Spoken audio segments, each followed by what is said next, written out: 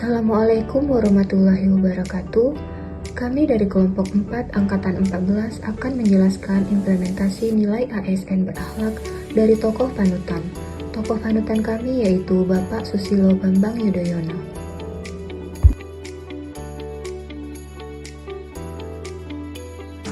Penuh semangat dan tekad untuk berbuat yang terbaik dan memberikan segalanya kepada bangsa dan negara. Susilo Bambang Yudhoyono adalah Presiden ke-6 Republik Indonesia. Lahir di Pacitan, Jawa Timur pada tanggal 9 September 1949. Akrab dipanggil Bapak SBY. Beliau merupakan presiden pertama yang dipilih secara langsung oleh rakyat Indonesia dalam proses pemilu presiden pada tanggal 20 September 2004. Dengan didampingi Wakil Presiden Bapak Yusuf Kala. Beliau kemudian terpilih kembali pada pemilu 2009 dengan didampingi Wakil Presiden Bapak Budiono. Selama menjabat 10 tahun, banyak nilai-nilai tauladan yang dapat kita ambil untuk kita terapkan sebagai ASN yang berakhlak.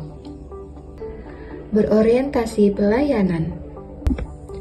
SBY adalah sosok yang ramah kepada siapa saja. Beliau merupakan sosok yang sangat paham akan kebutuhan masyarakat Indonesia.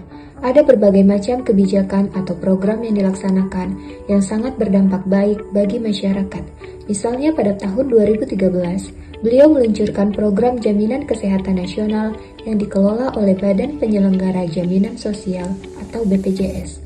JKN merupakan program perlindungan sosial untuk menjamin seluruh rakyat dalam memenuhi keutuhan dasar hidupnya secara layak. Selain itu, ada banyak warisan pada masa pemerintahan SBY yang manfaatnya masih dirasakan hingga sekarang, di antaranya yaitu program bantuan operasional sekolah atau BOS, program beasiswa bidik misi dan LPDP, perdamaian antara pemerintahan rakyat Indonesia dengan GAM, dan lain-lain. Beliau juga sosok yang berdedikasi tinggi dalam menangani berbagai bencana di Indonesia pada masa pemerintahannya. Misalnya bencana besar gempa dan tsunami Aceh yang terjadi pada masa pemerintahannya pada tahun 2004. Beliau juga ikut turun tangan langsung dalam tanggap darurat, rekonstruksi, dan rehabilitasi bencana tsunami Aceh. Akuntabel. Beliau adalah orang yang melaksanakan tugas dengan jujur, bertanggung jawab, cermat, disiplin, dan berintegritas tinggi. Hal ini dibuktikan dengan banyaknya penghargaan yang diraih, baik nasional maupun internasional yang bergengsi. SBY dinilai tepat menerima penghargaan ini atas upaya yang dilakukannya dalam melestarikan dan menjaga lingkungan, di antaranya perencanaan 14 strategi pembangunan pada masa pemerintahannya, yaitu pro pertumbuhan ekonomi, pro pembukaan lapangan kerja, pro pengentasan kemiskinan, dan pro terhadap pelestarian lingkungan hidup. SBY juga terbukti memiliki integritas tinggi terhadap anti korupsi hingga mendapat penghargaan dari Forum for Budget Transparency pada tahun 2014. Indeks prestasi korupsi pada masa beliau juga naik signifikan, yaitu 14 poin yang melampaui Cina yang hanya 5 poin. Begitu pula dengan prestasi-prestasi lainnya. Hal ini membuktikan bahwa beliau adalah sosok yang sangat akuntabel. Kompeten. Kompeten Pak SBY dibuktikan dengan impact-nya pada tahun 2012, Indonesia menjadi negara dengan ekonomi terbesar ke-16 di dunia. Ditambahnya menurunnya jumlah hutang Indonesia selama kepemimpinan era SBY. Harmonis. Setelah diangkat menjadi Presiden Republik Indonesia pada tanggal 20 Oktober 2004, Susilo Bambang Yudhoyono atau yang lebih kita kenal sebagai Presiden SBY segera membentuk kabinet baru yang diberi nama Kabinet Indonesia Bersatu. Pada awal pemerintahannya, Presiden SBY merencanakan program 100 hari pertama. Program tersebut diprioritaskan untuk menyelesaikan masalah kemiskinan, pengangguran, dan pemberantasan KKN. Salah satu program pemberantasan kemiskinan yang paling terkenal adalah Bantuan Langsung Tunai atau BLT pada tahun 2006. Program BLT dianggarkan sebesar 18,8 triliun untuk 19,1 juta rumah tangga. BLT diberikan berupa bantuan tetap, bantuan pendidikan, dan bantuan kesehatan rata-rata sebesar 1,3 juta per rumah tangga. Selain itu, Program pemberantasan kemiskinan juga dilakukan melalui perbaikan lingkungan, sarana dan prasarana seperti gedung sekolah, fasilitas kesehatan, akses jalan, air bersih, dan lain-lain. Presiden SBY dalam kebijakannya memberikan asuransi kesehatan bagi masyarakat miskin dan menurunkan harga obat generik. Loyal. Pada masa pemerintahan SBY, ada beberapa wilayah yang ingin memisahkan diri dari NKRI, di antaranya adalah Aceh dan Poso.